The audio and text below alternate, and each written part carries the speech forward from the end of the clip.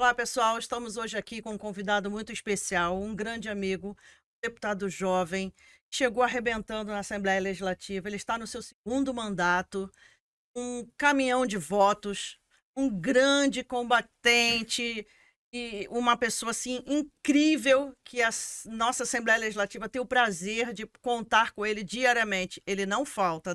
Deputado Daniel Librelon, seja muito bem-vindo ao Fala Pública Podcast. Flavinha, eu que agradeço o convite. Para mim é um prazer estar aqui e me sinto privilegiado em ter você ali na LEG com a gente nessa missão, né, que eu falo, que não é fácil a Assembleia Legislativa. Para quem não conhece os bastidores, sabe o quanto desafio é estar ali na Assembleia Legislativa. Mas eu agradeço o seu carinho, toda essa introdução. Fico até um pouco meio que envergonhado, Ah, mas ao mesmo tempo honrado em saber que temos um time que soma independente por questões partidárias, por questões políticas, sempre em função da população. Então a gente não mede esforços, não contamos distâncias e foi assim que nós chegamos no nosso segundo mandato e construindo pontes para chegar até pessoas tão parceiras como a sua pessoa que nos fez chegar obrigada. até aqui. Obrigada, deputado. Deputado, eu começo o nosso podcast perguntando o seguinte: como é que você chegou até a política? Você saiu muito jovem, né, para promulgar o evangelho, né? E como é que você chegou até a política? A gente sabe que você tem movimentos muito fortes com a juventude. Como eu disse, você é um atleta, você é uma pessoa participativa, alegre, sempre muito de bom humor e atrai o jovem para ti. Então, como é que você chegou até a política? Como é que foi esse movimento até a política? Na verdade, foi um convite, né? Eu nunca imaginei na minha vida ser uma pessoa pública. A minha vida sempre foi ajudar o próximo. Eu tenho uma trajetória de vida de superação que poucas pessoas conhecem. Eu, particularmente, que tive complicações no meu nascimento, então o diagnóstico era mais para eu estar morto do que eu estar vivo. Nossa. 99% eu estaria morto, então eu só tinha 1% de vida. E se eu sobrevivesse pela medicina, eu estaria vegetando, eu seria uma pessoa que não ia agregar tanto na sociedade. E aí surgiu minha mãe, através da minha avó, teve uma experiência através da fé, fez uma oração e fez um voto com Deus, que se salvasse, até porque nós somos hoje 3 irmãos, eu sou só um irmão único, né, homem, o resto são todas mulheres. E o sonho da minha mãe era ter um filho homem. E todas as vezes ela perdia, ela não conseguia concluir a gestação. E quando chegou na nossa vez, quase perdeu novamente. E Nossa. aí ela fez uma oração a Deus pedindo que se Deus me salvasse, me desse condição de viver, que eu não seria dela, eu seria dele, que ela me ensinaria, ela cuidaria, ela daria condições para que nós viéssemos servir a ele, cuidar do próximo. E aqui chegamos. Hoje estou com 42 anos. Minha vida começou muito jovem. Então a minha vida foi se dedicar aos jovens, a pessoas em situação de vulnerabilidade social. Então sempre fui atento a Essas questões causas sociais. que nunca deram visibilidade. Uhum. Pessoas desaparecidas, pessoas em situação de rua, jovens dentro da comunidade, através de inclusão de artes marciais, no caso da área esportiva, área cultural. E eu comecei esse trabalho desde lá de Minas Gerais, depois fui para Mato Grosso do Sul, fiquei lá por 12 anos, depois fui transferido para Manaus, aonde que eu vim desenvolver isso de uma forma mais abrangente, com muita mais responsabilidade, com muita mais experiência, e cheguei nas famílias ribeirinhas. Então, a Amazonas, as pessoas que não conhecem, mas quem conhece sabe do que eu estou falando, é um estado muito difícil. Não Muito. tem muito entretenimento, não tem inclusão. As pessoas elas sofrem, não tem acessibilidade de muitas coisas como os outros Uhum, estados têm. uhum, uhum. E nós fizemos várias ações, nós tivemos lá o povo de Itaiti chegando, então nós recepcionamos, demos alimento, demos acolhimento junto com a Igreja Católica, unimos a Igreja Evangélica, tivemos famílias de ribeirinhos que não eram assistidos pelo governo, aí com um trabalho voluntário chegamos a essas famílias do Ribeirinhos, fizemos as atividades de esporte, levamos o Romário, todos os atletas da época de 94 para praticar uma partida de futebol, recolhemos quase 30 toneladas de alimento. Nossa. Nós levamos uma comunidade chamada Colônia Antônio Aleixo. É um bairro só de leprosos. Então ninguém vai lá. Nós fomos lá, dedicamos, aplicamos o nosso melhor. E as pessoas entenderam, a qual acompanhava o nosso trabalho, falaram assim, poxa, se ele fizer apenas 10% do que ele fez no estado do Amazonas, fazendo o Rio de Janeiro, que é uma cidade, um estado cercado por comunidade, então nós vamos conseguir ajudar muito os outros jovens. E assim eu vim parar no Rio de Janeiro há 15 anos atrás. E aí eu comecei a fazer todas as minhas atividades, comecei a ser surpreendido com armamento, então era uma coisa que nós não tinha muita vivência, mas nada que nós não consigamos superar, mostrando que existe, além da violência, cultura, artes marciais, e aí a gente começou a dar oportunidade para a juventude que estava dentro daquela comunidade. E aí, por último, numa dessas nossas ações, e eu já desenvolvi há 18 anos o trabalho de moradores de rua, pessoas em situação de rua, porque lugar de rua não é lugar de moradia. E aí nós fizemos em 2017 uma ação, a qual que há 18 anos eu dava alimento, eu dava agasalho, e deu um estalo um dia na minha cabeça. Eu falei assim, poxa, ao invés de eu ajudar a estas pessoas saírem das ruas, eu estou criando um adepto. A um adepto, não estou ressocializando, não estou dando dignidade para essas pessoas. Então, o que nós fizemos? Falei assim, vamos fazer uma ação. Então, nós chamamos um corpo de voluntariado, chamamos empresas parceiras, mostramos um projeto. Nossa. A minha formação não é assistência social, não é pedagogia, não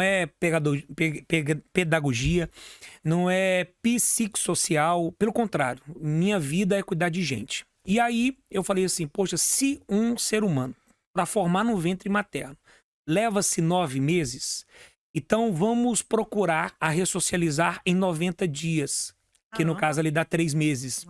Então, nós saímos aqui pela capital do Rio de Janeiro, perguntando quem gostaria de ser adotado por 3 meses. E aí nós conseguimos chegar a 100 pessoas, dessas 100 pessoas, 71 ficaram com a gente, conseguimos ressocializar até o final desses 3 meses 53 famílias.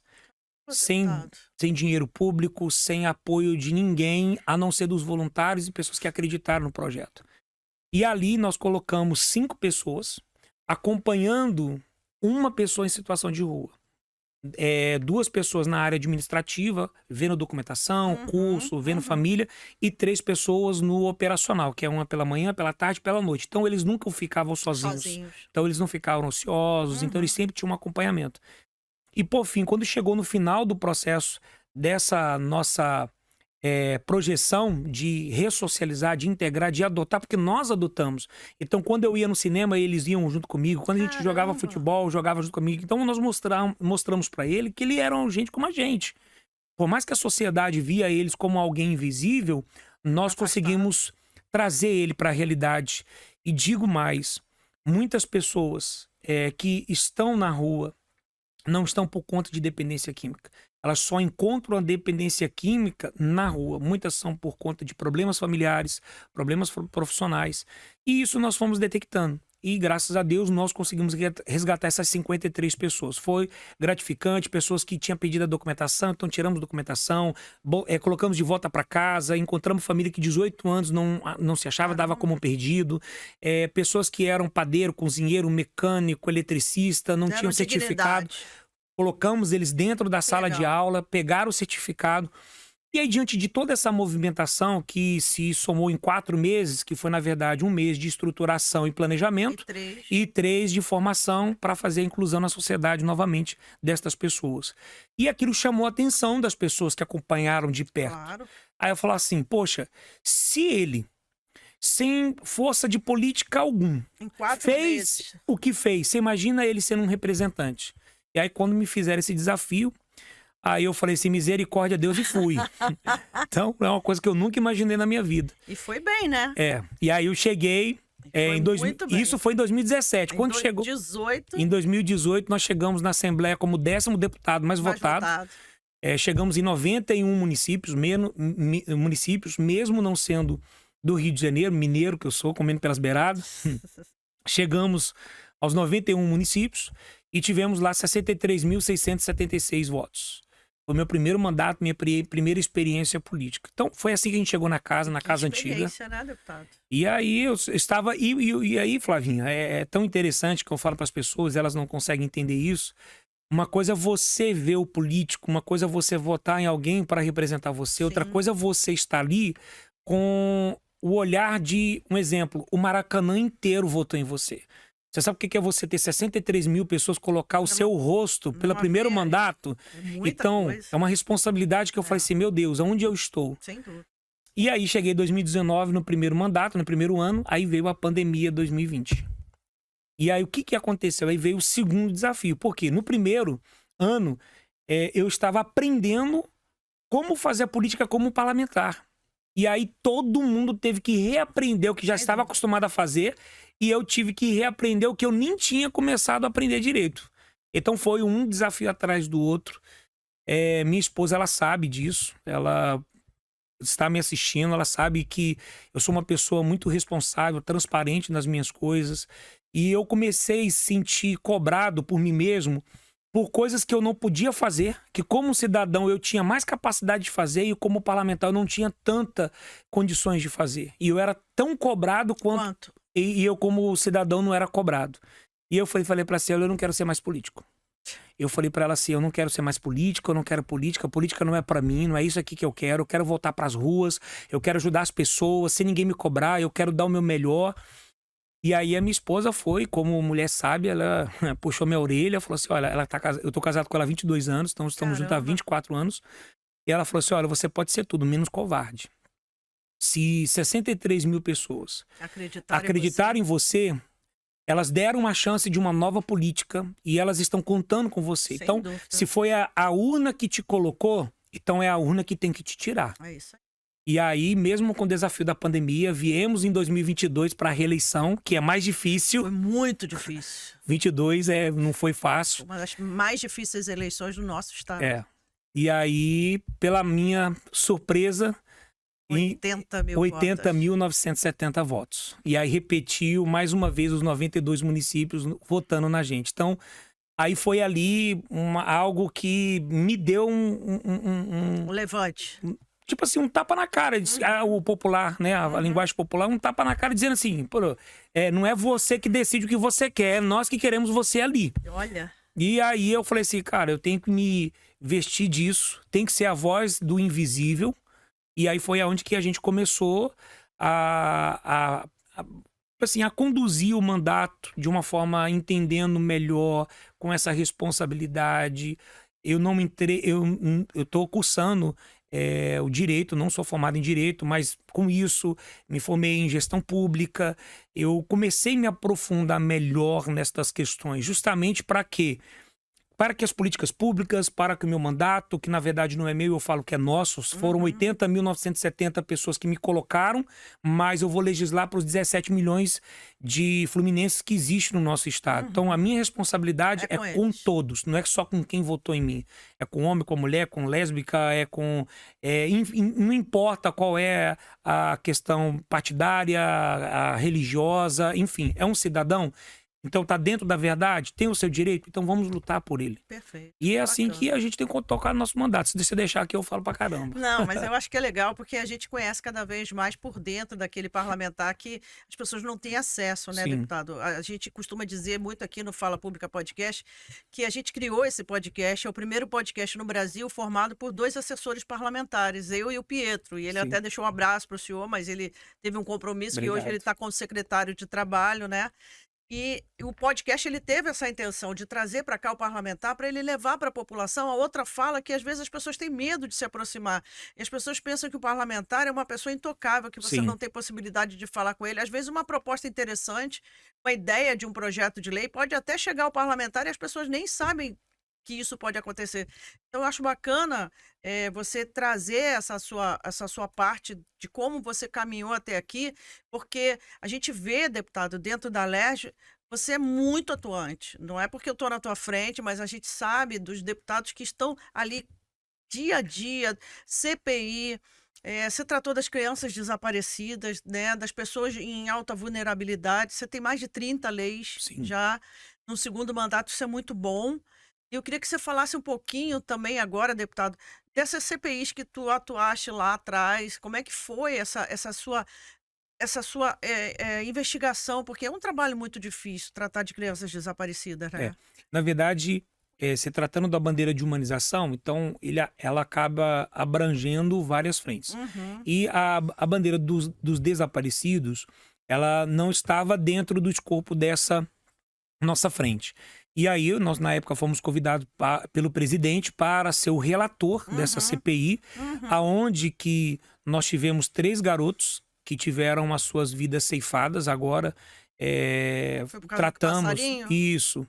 E, e aí era muito triste você ouvir mães dizendo por quê. Vou dar um exemplo básico. Nós temos a Baixada Fluminense. A Baixada Fluminense, nós temos vários municípios. Hum, Nós estamos falando ali, numa população do estado do Rio de Janeiro de 17 milhões, só a Baixada Fluminense tem quase 4 milhões de é muita habitantes. gente. E o que separa uma cidade da outra é uma rua. Uhum. Então, cada município tem a sua jurisdição. E quando você chega e fala assim, quando se trata de uma questão de desaparecimento, aonde você trata essa causa? Ah, é naquela delegacia. Que delegacia? Delegacia de homicídios.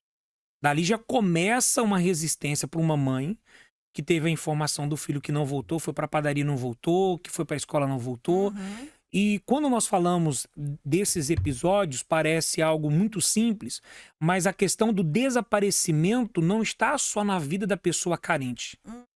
Está Negativo. acessível a todos nós. Nós tivemos a questão do Silvio Santos, nós tivemos outros artistas que tiveram. Nós temos aí a Geovita, né, que é a mãe do Gil Vitor Belfort. Então você vê que o desaparecimento ele não escolhe a classe social. Negativo. É só o fato de você existir, viver, você está sujeito a isso. Uhum. E quando você coloca o caminho como uma delegacia de homicídios para tratar de um assunto de desaparecimento, ali você não é a prioridade. Sim. Então, um exemplo, a pessoa fala assim, precisa de 24 horas para registrar o ocorrido. Não. A partir do momento que houve uma constatação de um desaparecimento, aquele determinado horário não apareceu, é busca imediata. Sim. Por quê? A partir do momento que você detecta que há um desaparecimento, cada minuto conta. Então não muito tem importante. como você esperar com 24 horas 48. para você tomar uma ação. E aí o que é o mais triste? E o que eu começava audiências públicas 10 horas da manhã e tinha dia que nós acabávamos 19 horas Sim. ouvindo mães. Sim. Depoimento de mães, 2 horas, um depoimento. A mãe falando assim, olha, eu cheguei na delegacia para fazer a ocorrência do desaparecimento da minha filha. E aí, enquanto eu estava recebendo a atenção do delegado, ele estava fazendo a notificação do desaparecimento, chega a informação de um roubo de um carro, e aí todos os policiais largaram na delegacia e foram atrás do carro roubado. Aí a mãe, no seu desabafo, dizendo, ali eu vi que uma lata vale muito mais do que uma vida. E aí, no final, ela fala assim para mim assim, deputado, nós temos um slogan para todas as mães, para todas as famílias, porque se eu soubesse que a minha filha está morta, eu queria dar pelo menos a dignidade de enterrá-la. Então, nós temos um slogan dizendo, abrace essa causa, antes que essa causa te abrace. E aí foi ali daquele momento que, graças a Deus, na minha família, pelo que eu sei, o histórico, eu nunca tive nível de desaparecimento de um familiar. Mas eu não preciso ter para eu abraçar uma causa dessa. Então foi aí que nós tivemos a iniciativa, dentro do nosso mandato, de ter à frente em defesa dos desaparecidos. Nossas emendas, nossas solicitações, a identificação agora com inteligência artificial. Nós vamos ter agora em São João de Meriti a inauguração da 2ª delegacia, que é a DDPPA. Hoje é a delegada Érica dentro da cidade da polícia. Isso. Agora nós vamos ter agora em São João de Meriti a 2ª delegacia de desaparecidos para atender a Baixada Fluminense, que foi uma solicitação nossa. Mas se nós não fizéssemos isso, ia ser uma coisa corriqueira, uma coisa... E digo de passagem, as pessoas falam assim, mas isso aí não é comum. É porque você não está diante dos dados. Hoje, no estado do Rio de Janeiro, hoje eu falo porque nós temos acompanhado esse índice de uma forma muito detalhada. Nós temos hoje em torno de 500 crianças desaparecendo no estado do Rio de Janeiro por mês. 500 crianças desaparecendo por mês. Esses dados não são divulgados, Não são deputado. divulgados. Ninguém sabe disso. Ninguém sabe disso. Meu Por mais Deus. que venha encontrar, solucionar 60%, 70% dos casos, mas você vai aí aumentando essa estatística a cada mês. ano, a cada mês. Vai somando Nossa. 10%, 5%, 15%, dependendo do mês, no ano, quanto isso dá. Então, hoje, não é difícil de você encontrar uma mãe que perdeu o emprego porque ela não tem paz para trabalhar. Perdeu o casamento porque a O vida marido não dela deixou. é ficar em busca do filho, da filha.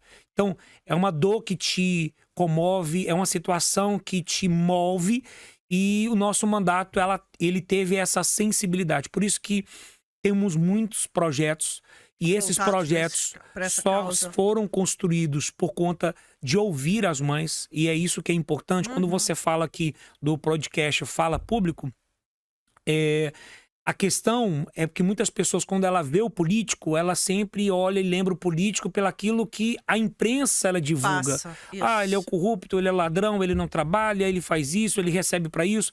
Você fazendo é mais do que sua obrigação. Não vendo, você não faz nada. É isso aí. Mas a gente não move por conta disso. A gente move pela nossa consciência. Eu tenho Isso paz aí. para trabalhar, eu tenho paz para levantar, e eu vou dar sempre o meu melhor. Independente se eu for criticado ou não. As opiniões não mudam as Não suas mudam. ações. É verdade. É o que está dentro de você, o que te move. Isso. E é o que nos fez chegar até aqui. Então, quando você abre essa oportunidade de nós fazermos esse esclarecimento, conseguimos de uma forma clara pontuar que, por mais que eu seja um parlamentar, por mais que eu seja um político, eu sou um cidadão, eu sou um marido, eu sou um filho, eu luto pela dignidade. Por que que eu estou aqui? Porque se eu não estiver, outro estará. E o outro que estará fará o que eu faço? Terá o objetivo que eu tenho? Então eu não posso me furtar dessa esperança. Sem dúvida. Então, enquanto está sendo me confiada essa oportunidade, estarei aqui lutando pela população. Que bom, deputado. Eu fico muito feliz em saber que nós temos dentro da Assembleia Legislativa parlamentares com a sua envergadura, com a sua disposição. E isso sim faz jus à nossa política atual, né? A gente tem um passado muito ruim, a gente tem notícias muito ruins de política que as pessoas ouvem, como o senhor mesmo disse, né? Mas que não conhecem a verdadeira política que é feita dentro dos bastidores. Eu costumo muito dizer, senta um pouquinho no nosso lugar, de verdade, aqueles que Sim. trabalham, para você escutar. Eu cheguei a presenciar algumas de suas audiências públicas e eu confesso que não pude ficar muito tempo, porque elas eram longas, mas elas eram muito sensíveis, deputado. Eram depoimentos que não tinham como a gente não se sensibilizar. E eu fico muito feliz que dessas audiências públicas, desse trabalho que o senhor teve na CPI como relator, nós conseguimos extrair o melhor, que são as delegacias de desaparecidos, projetos de leis que o senhor tem muito voltado para essa camada da sociedade, e principalmente também o senhor tem uma área que o senhor atua muito, que é o combate às drogas. Eu queria Sim. que o senhor pudesse falar como é que o seu mandato se desenrola com essa situação, como é que é o desempenho dele, como é que o senhor recebe essa demanda dentro do seu gabinete? São denúncias em loco? Como é que o senhor faz para atuar no combate a essa questão que é tão cruel, tão difícil hoje, que são as drogas? Flavinha, e é uma coisa tão desafiadora, e muitas pessoas não atentam para isso, que os meus trabalhos, eles são mais efetivos dentro da comunidade. Como é que você vai desenvolver um trabalho dentro da comunidade se dentro da casa você é presidente de uma comissão daquilo que rola facilmente dentro da comunidade, que, no caso, são as substâncias químicas, é a droga. Na verdade, eu falo que a drogadição, a pessoa que ela se torna um dependente químico, leva muitas das vezes a frustração familiar, frustração profissional, frustração espiritual. Então, existe uma gama de situação que leva a pessoa a viver uma vida de dependência. E o que acontece? O primeiro abandono, ele começa dentro de casa. E muitas pessoas, por não ter um apoio familiar, acaba, é a ovelha negra da família, esse aí não tem futuro. Então, são palavras que, ao invés de despertar, pelo contrário, faz o usuário, o dependente, afundar ainda mais para Enterrar ainda mais. o seu futuro. E aí isso, nós inclusive criamos um projeto de lei, e hoje na casa nós temos o número 0800, que é mais um canal para quê? Auxiliar famílias, auxiliar o dependente químico, Olha que legal. fazer com que ele venha a ser ouvido.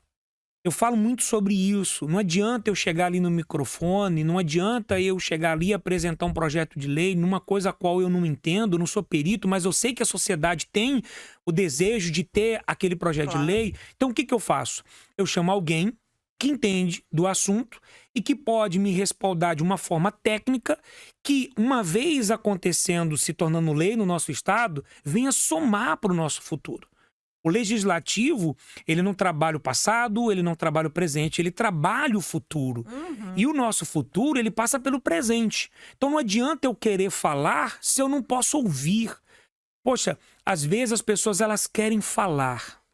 E às vezes Utiliza o 0800 para desabafar. vem, fala, olha, eu tenho dificuldade, olha, não me atenderam aqui, me orienta. E hoje a LERJ, ela se tornou uma ouvidoria. Então, todas as vezes que a pessoa ela liga no 0800, cai lá no nosso gabinete, no horário de trabalho. Quando não está no horário do expediente, cai na central e ali a pessoa ela toma nota. Quando nós chegamos no dia seguinte, já chega a notificação que o 0800 foi acionado por um usuário, por um familiar, para lhe dar a toda a orientação, assistência devida. Olha, esse órgão faz isso, o governo municipal faz isso, o governo federal faz isso. Então, nós conseguimos, através dessa comissão, trazer a esperança para, primeiro, muitos usuários que querem ser ouvidos e muitas famílias que querem ser amparadas. Eu estou à frente dessa comissão desde o meu primeiro mandato. Sim. Cada mandato, nós temos aí 2 eleições presidenciais da casa. Então, se nós estamos hoje na segunda presidência desse pleito, então, posso te dizer que eu estou à frente há 4 vezes presidente desta comissão. Então, eu me identifico com ela. Eu não quero ter uma comissão só para dizer que eu sou presidente dela. Eu quero, quando finalizar o meu mandato, mostrar, tipo assim, como presidente, olha o que eu fiz. Olha, deixar o legado. Olha o que eu agreguei na família fluminense. Olha o que eu agreguei no usuário. É dar voz para ONGs, institutos que não dependem de recursos financeiros públicos, e sim só de doações, de ser ouvidos. Então, a audiência pública traz essa esperança. Sim. Muitas pessoas até começaram, mas não concluíram por não ser ouvidas. E eu falo que a audiência pública é apenas a ponta do iceberg para desenvolvermos trabalhos sociais, políticas públicas, ações. Não é só para grego ver, não é só para mostrar na mídia, não é só para dizer, tipo assim, você existe. Não. Queremos te ouvir para que possamos falar com precisão e trazer o resultado. Deputado, e eu acho que é mais interessante nessa sua fala, porque demonstra a preocupação do parlamentar no cumprimento do mandato dele. Sim. Isso é tão diferente de muita coisa que a gente tem de experiência ruim, que causa até estranheza para as pessoas. Poxa, tem um parlamentar que tem o 0800, que combate as drogas, que pode me ajudar, e isso é bacana o senhor trazer aqui para o Fala Pública Podcast. Por quê? Porque abre um canal, de repente, para uma mãe que esteja nos assistindo, nos ouvindo, para alguém que possa, de repente, estar com um problema na família, tem vergonha de procurar ajuda, e esse anonimato no 0800 ajuda bastante essa questão. E eu ia, nessa mesma situação, nesse mesmo caminho, eu ia acabar falando também que o senhor tem muito à frente do Parlamento Juvenil. Sim. Fala um pouquinho do Parlamento Juvenil para as pessoas saberem o que é o Parlamento Juvenil, que ele é a cara do Daniel Lebrelon. Não existe outra pessoa. Olha, você fala Parlamento Juvenil, Daniel Lebrelon. Na verdade, eu falo que o Parlamento Juvenil foi um presente que eu ganhei. Eu falo que eu sempre, via o parlamento acontecendo, mas eu não tinha ideia a dimensão do que seria isso. E eu falo que é um presente porque só mais aumentou minha responsabilidade. O Parlamento Juvenil é um projeto da casa ligado à presidência, a qual o presidente ele escolhe o coordenador que precisa ser um parlamentar para estar à frente desse projeto. Ele é executado uma vez ao ano. No caso, o parlamentar juvenil ele é escolhido, já começa já na seleção no município. Então, é um jovem de cada município que vem para a LERJ passar uma semana como parlamentar juvenil. e ele é escolhido lá dentro da sua escola, onde tem o primeiro turno. Depois, na sua escola, os seus amigos que se candidatam podem também participar e receber o voto. Então, quem recebeu o maior número de votos é eleito para estar aqui representando sua escola e o seu município. E vendo essa forma de conduzir esse projeto, esse trabalho, tanto é que nós estamos agora partindo para o ano que vem para a 17ª edição. Nós temos aí jovens que eles apresentam, né, o seu projeto de lei, porque na verdade eles estudam sobre a Constituição, eles estudam sobre regimento interno, sobre oratória, como apresentar, sobre como construir um projeto de lei. Então isso é importante porque quando você fala de política, a sociedade hoje ela repudia algumas questões e não quer se envolver a ponto de nem querer votar. Então, é preocupante, por quê? Porque a pessoa votando ou não votando não vai diminuir a cadeira da LERJ. Votando ou não votando, não vai deixar de ter os seus representantes. Vai ter de qualquer maneira. Então, o importante é que a pessoa ela venha se posicionar mais com o quê? Responsabilidade, escolhendo de fato quem vai ser a sua voz. E isso nós conseguimos, através da juventude, mostrar a importância da política nos bastidores. O que nós conseguimos com isso? Nós temos a capacitação online, nós temos a capacitação presencial, e ali nós vamos formando os jovens, mostrando, independente de partido, independente de lado. Fala assim, eu sou de esquerda, eu sou de direita, eu sou de centro. Eu falo assim, olha só, independente do que você se intitula, você é um cidadão.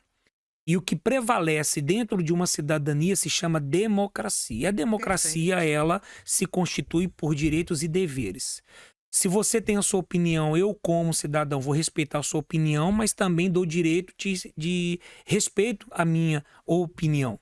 E nisso nós conseguimos construir na base o que verdadeiramente é a política do nosso dia a dia. E eu falei para eles, olha só, a maior política você faz na sua sala de aula, você faz dentro da sua família, dentro da sua casa, não é dentro de um espaço público. Então, você tem que ter esse entendimento de formação interna. O restante é complemento, o restante vai se desenvolver de uma forma natural. E aí eu venho agora coordenando 3 edições, e nessas 3 edições... Um sucesso, diga-se de passagem, um sucesso. Procuramos mostrar a importância que eles têm, porque eles trabalham muito para chegar até a Assembleia Legislativa, e ali os deputados, eles vão acompanhando, levamos eles para o plenário, participamos da CCJ de uma forma mista, com os membros ali, o deputado Rodrigo Amorim, ele permite, através também do presidente Bacelar, a participação deles, então eles começam a entender o que são os debates, os embates, as opiniões, as ideias, inconstitucional, constitucional. E isso é bom porque eles estão aprendendo na prática. E hoje eu fico tão feliz que nessa última eleição para vereador de 24, nós conseguimos eleger 3 vereadores parlamentares juvenis. Olha então, que legal. É um sucesso, deputado. Sim. É um sucesso. Sim, e aí a gente consegue resgatar essa credibilidade, essa credibilidade política. Sim. Que em muitos municípios estava se perdendo. Então, o Parlamento Juvenil, eu falo que é um presente porque me faz reciclar um pouco do trabalho que nós aprendemos e temos o intuito de aprender mais e mais. A gente nunca é um eterno professor, é um eterno aluno. E no que nós vamos aprendendo no dia a dia, de uma forma fresca, a gente vai passando para eles e eles vão... tocando a vida, vão seguindo, aí as câmeras municipais chamam eles para fazer as homenagens. E tão bacana, Flávia, que vai muito mais além do que política, vai na formação da vida. Sim. E eu digo isso porque tem pais, porque eu tenho um método, minha formação de logística, então eu construo um trabalho com os jovens e depois um trabalho com os pais. Então, eu consigo falar a linguagem dos adultos e a linguagem dos adolescentes. E quem participa, já que eu estou aqui falando para vocês, e você que às vezes é um aluno do 1º, 2º ano, quer participar do Parlamento Juvenil, você pode participar com a idade de 14 a 17 anos, dentro da rede pública do nosso estado. Cursando o 1º, 2º ano, você pode se inscrever qualquer escola estadual, vai ter inscrição para ser um parlamentar e você vai receber a votação. E quem receber a maior votação vai vir ser representado no município aqui na Alerj. No caso, era todo mês de novembro, né? Última semana de novembro. E aí, devido o calendário estudantil, para o final do ano ficou muito difícil. Aí a gente conseguiu, porque a SEDUC também é uma parceira muito grande nesse processo. Conseguimos jogar para o meio do ano. Foi então, ótimo. sempre a última semana de junho, foi perfeito. Antes das férias, a gente consegue realizar e foi um sucesso, foi muito bom. Eu gostaria até de deixar um convite para todas essas escolas que estão aqui no nosso município do Rio de Janeiro e dos demais 91 municípios, que contando com o Rio, né? Sim. Que possam participar para o próximo ano, porque esse ano, deputado, eu vi uma disputa naquela criançada Sim. que eu nunca vi. Parece que a cada ano eles vão crescendo cada vez mais a vontade de participar. Isso é muito bacana, porque isso traz a política pública jovem, que é uma bandeira que o senhor carrega há muito tempo, e também o resgate, como você falou ainda agora, da cidadania, da democracia, da participação popular, do voto.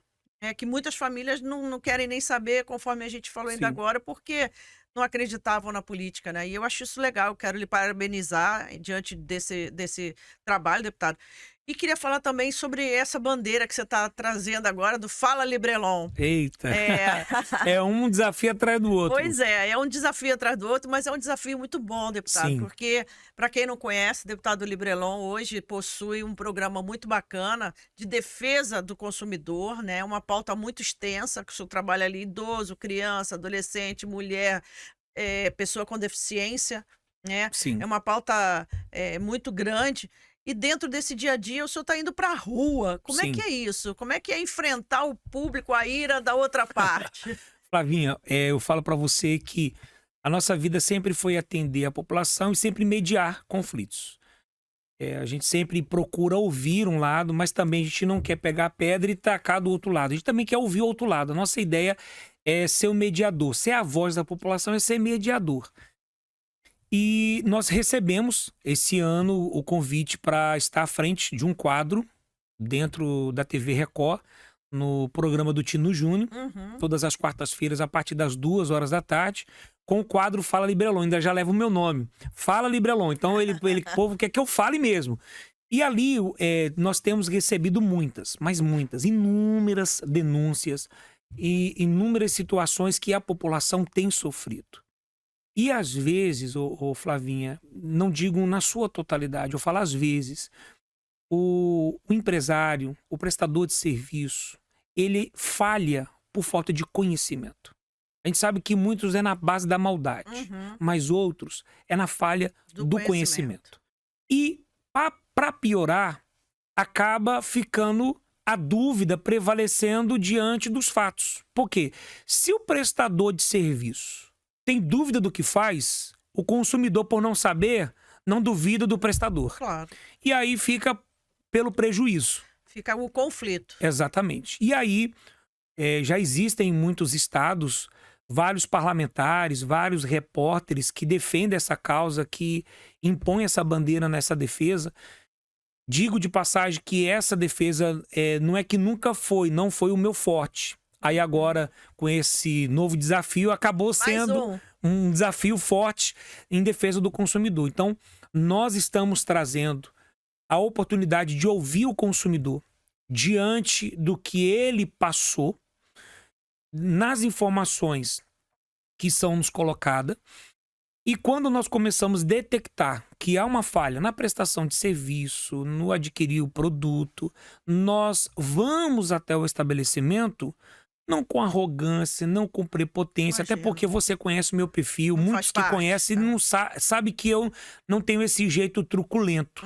Eu sou mais mediador, eu sou uma pessoa mais pacificadora. Mas, por eu estar do lado da lei e ser amparado por ela, eu vou lutar pela lei, pelo direito a ser respeitado. Então, depende muito da temperatura como nós somos recebidos.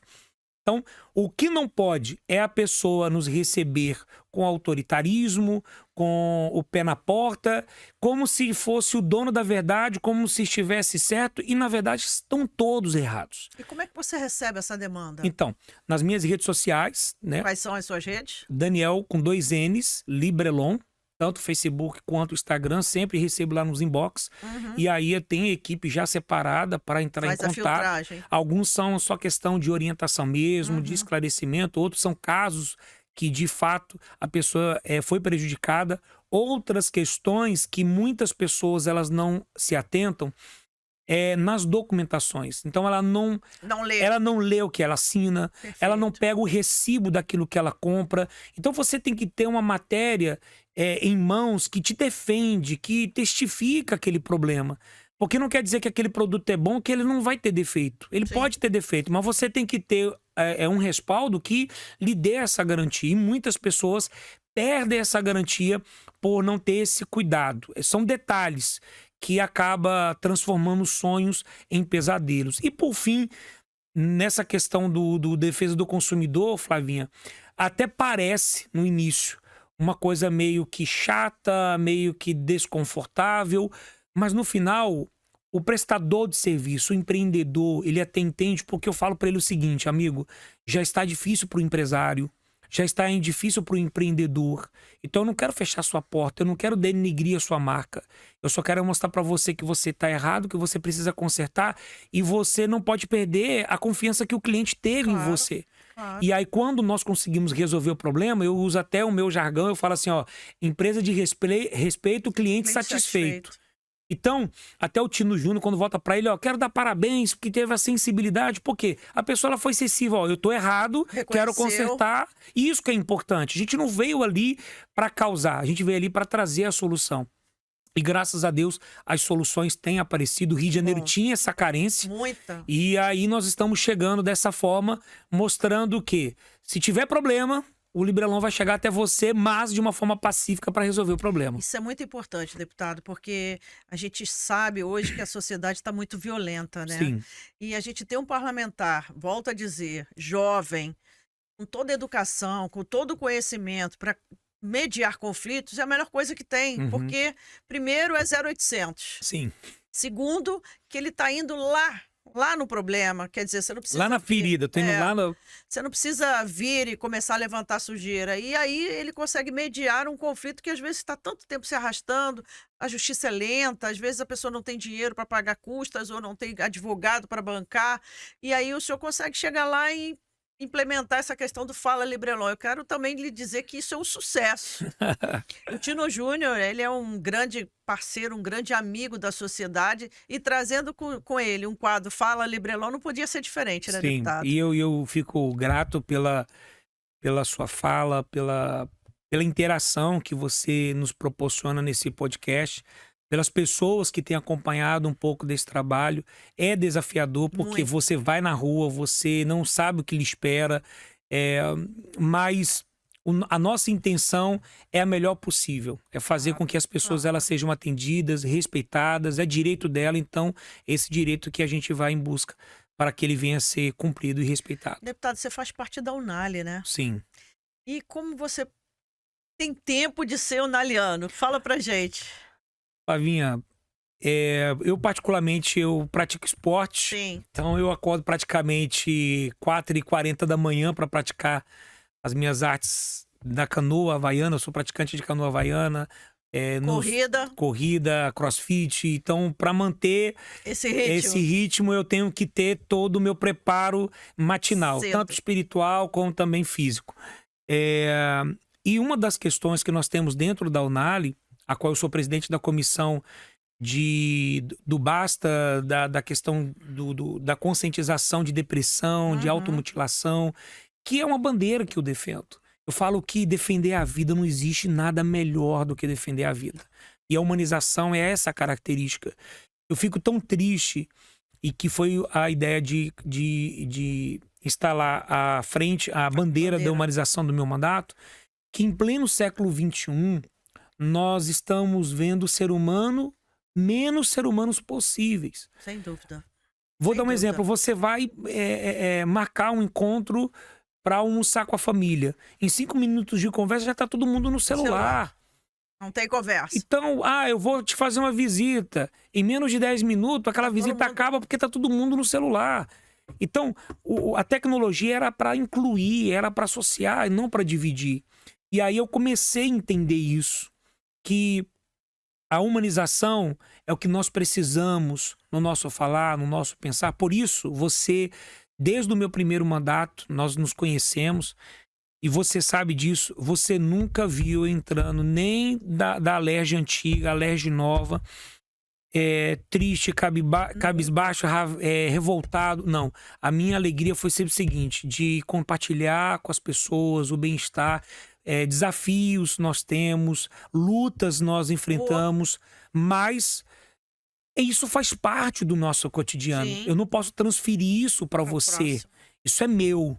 E, na verdade, é uma questão de superação. Então, todos os dias, como eu contei aqui no início da nossa fala, não era para eu estar vivo.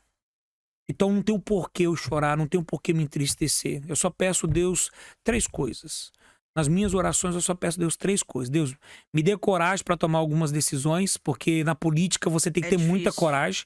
Segundo, eu peço a Deus para me sustentar, porque se não for Ele na nossa vida, a gente não chega a lugar nenhum. Sem dúvida. E segundo, eu peço a Ele saúde, porque o resto a gente corre atrás. Isso aí. Você vê aí a Covid, muitas pessoas cheias de planos, cheias de sonhos, e foram ceifados pela Covid. Então, hoje, quando você tem uma saúde perfeita, você consegue tirar projetos do papel. Não é questão de condição financeira. Não. Tem gente que tem condição financeira, não tem o que outra pessoa que não tem condição tem. Porque tem disposição, tem coragem, é uma pessoa intrépida, é uma pessoa determinada, destemida. Então ela consegue se superar e nada compara isso.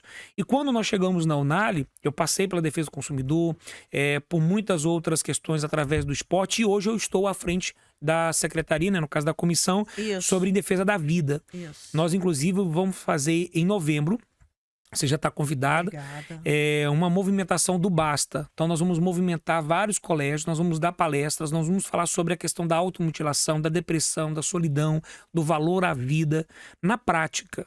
Não é uma palestra, é uma ilustração, porque é uma coisa que mostra a vida de muitos, que na verdade é uma história, mas na vida de muitos é uma realidade. E que é uma doença silenciosa. Eu falo que hoje a depressão é a doença da alma, é a doença do século. Muitas pessoas É a estão que do mais- nosso lado e a que gente não mais sabe mata. o quanto aquelas pessoas estão Sem sofrendo. dúvida. Então, nós estamos fazendo várias ações. A tia Ju, que no caso é a nossa segunda vice-presidente da casa, ela é a presidente da Unali. Então, Queridíssima. a Unali, para quem não sabe, é a União Nacional dos Legisladores do Legislativo. Então, são todos os deputados estaduais, são 1.080 deputados estaduais no Brasil que compõem essa frente, essa união, e é o que dá voz em outros estados, dá voz no governo federal, e a gente consegue tirar do papel, fazer extramuro da Assembleia Legislativa essas ações. E aqui, no meu caso, eu rodo o Brasil, rodo o estado para fazer essas ações em prevenção à vida. E aí, em novembro, você vai fazer essa ação do Basta. Nós vamos fazer a ação do Basta, e aí eu vou estar fazendo várias divulgações, se você aqui permitir. Claro. Vou estar entregando para você, para que no momento Claro. oportuno você Volte- possa Volte aqui pra falar sobre essa movimentação. Claro, deputado. Estará vindo outros deputados de outros estados para pegar essa inspiração, essa atuação, para também serem realizados nos seus estados. Deputado, é sempre muito bom a gente receber parlamentares que possam cada vez mais estar à frente da nossa população. E eu perguntei da Unali justamente porque eu sei desse seu papel importante lá. É uma pauta cara falar de depressão, porque muita gente não quer falar, tem medo de falar, ou tem vergonha até mesmo de falar. E eu sei que você tem feito a diferença nisso. E é importante a gente ressaltar que não é qualquer um que compra um barulho desse, assim dizendo, porque falar de doenças da alma, você tem que estar muito bem preparado estruturalmente, né? Porque também dói na sua alma e você não pode se envolver. E Mas- quem não tem esse entendimento acha que isso é É frescura. frescura, sim. Entendeu? Sim. Então, queira ou não, você, como ser humano, você precisa ter a sensibilidade. Porque todos nós estamos sujeitos a isso. Deputado, a gente tá aqui num papo gostoso, bacana, mas a gente está chegando ao final do nosso. Que pena, hein? Tá vendo como é que é bom? Do nosso podcast. Eu vou voltar. Se você me convidar, eu volto. Já está convidado desde já, intimado. Eita, gente. Sempre muito bom a Muito gente obrigado. ter aqui uma fala gostosa, esse tempo que a gente passou aqui que nem sentiu. Eu tenho sempre uma pergunta que eu faço aos nossos convidados, é o seguinte: o que o Librelon hoje, de 42 anos, diria para o Librelon lá atrás, que começou com 17 anos a vida?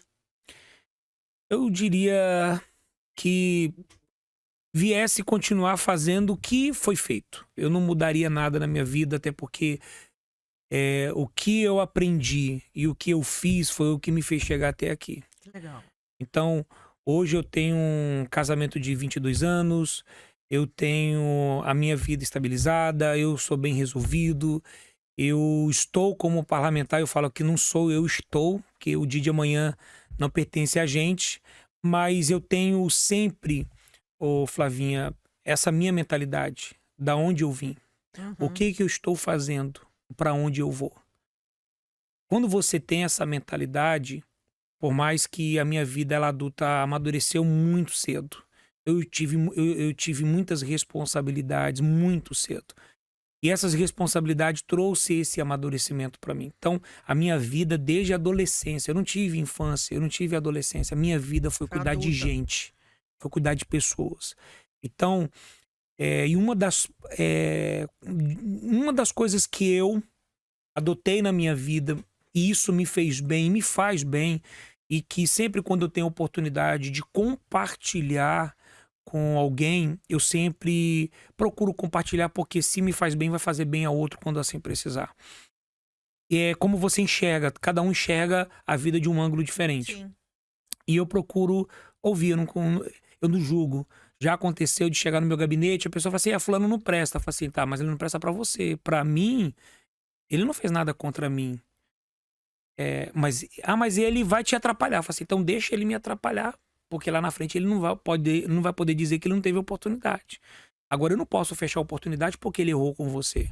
Quem sabe quando ele errou com você, ele não aprendeu e ele está buscando uma oportunidade para evoluir. E essa oportunidade sou eu. Então, não fecha essa porta. Então, eu sempre fui a pessoa que procuro dar oportunidade para quem não tem oportunidade. Claro, não é agradar todo mundo, até porque nem Jesus agradou todo mundo. Sim. Mas a gente tem que ter essa responsabilidade, essa sensibilidade. E uma das coisas que me faz bem, que me fez chegar até aqui, e falando hoje para o Librelon com 17 anos, 15 anos, adolescente, que eu falaria para ele para manter essa mesma pegada, porque eu acredito que ele chegaria aqui, claro, não com tanta experiência como hoje eu alcancei vivenciando, porque a experiência não é numa faculdade, não é numa sala de aula, é na vida. Sem dúvida. É na vida. Isso aí esquece. A vida ela é uma faculdade inata. É sobre a injustiça. Hoje todos os seres humanos, eles carregam dentro de si uma palavra chamada assim injustiça. Isso não é justo, isso não é justo, isso não é justo. E você para pensar, quando você fala de injustiça e você se sente injustiçado, automaticamente você está mandando uma mensagem para o seu cérebro, dizendo assim, por mais que você seja forte, nesse momento você está sendo fraco, porque alguém está te enfraquecendo. E ali vem a sensação de vingança, a sensação de justiça. E a justiça ela não vem das minhas mãos, a justiça ela não vem das suas mãos, a justiça ela vem da mão divina. E eu sempre na minha vida, eu nunca me vi numa situação de injustiça, nunca. Minha esposa, ela é prova disso. E as pessoas, minha mãe, meu pai, então, eles sabem disso. Eu nunca aceitei a injustiça na minha vida. Por quê? Pensa você comigo. Era para eu estar morto. Eu não tinha direito à vida. Eu tenho uma vida. Hoje eu sou uma pessoa saudável, eu não tenho sequela nenhuma. Eu pratico esporte, eu ajudo as pessoas. Pelo contrário, a minha cabeça ela é muito evoluída, eu vou muito para frente, eu penso muito rápido. Eu falo assim, tudo é Deus, não é eu. Tudo é Deus, não é eu. Tudo é Deus, não é eu. E quando chega alguma situação, é porque nós nos deparamos com situações que você fala assim, poxa, tecnicamente não é justo o que está acontecendo. Só que automaticamente eu puxo meu raciocínio. O que eu penso? Peraí, se eu entreguei minha vida nas mãos de Deus, então ele é o meu guia, peraí, ele é justo ou ele é injusto? Ele é justo. Então ele não falha. Então, automaticamente eu falo assim, pô, se ele é justo, então ele é anti-injustiça. E ele não vai permitir na sua vida uma coisa que você não consiga vencer. Sim. Então, todo momento de perda, eu trago como livramento. Todo momento de conquista é momento de evolução. Então, por isso que eu falo para você que eu nunca vou me ver como um professor, sempre como um aluno. Porque sempre que eu vou estar como um aluno, eu sempre vou estar aprendendo. Coisas que nós estamos falando aqui agora, amanhã eu vou ter que me reciclar de novo. Porque o mundo ele é muito dinâmico. Ou você compra um celular agora, ele é de última geração, daqui a um ano ele já está ultrapassado. E o ser humano é a mesma coisa, só que isso aqui rouba o tempo, conversa, injustiça. Tem pessoas que morrem por conta dessa palavra injustiça, tem pessoas que entram na depressão por causa da injustiça.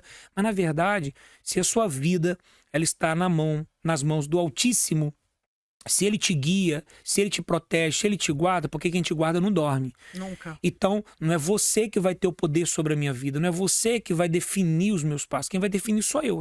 A minha vida ela é feita de escolha.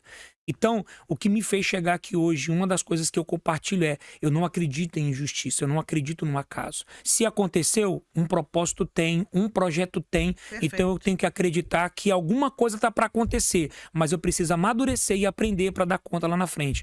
Muitas coisas que eu passei na vida, Flavinha, eu não imaginava que eu ia chegar como parlamentar. E minha esposa, ela sabe. As coisas vão acontecendo, eu falo para ela assim, você lembra quando eu fazia isso? Isso, aquilo que eu aprendi naquela situação em Manaus, tá me dando condições de eu desenvolver o meu mandato aqui agora, hoje. Olha.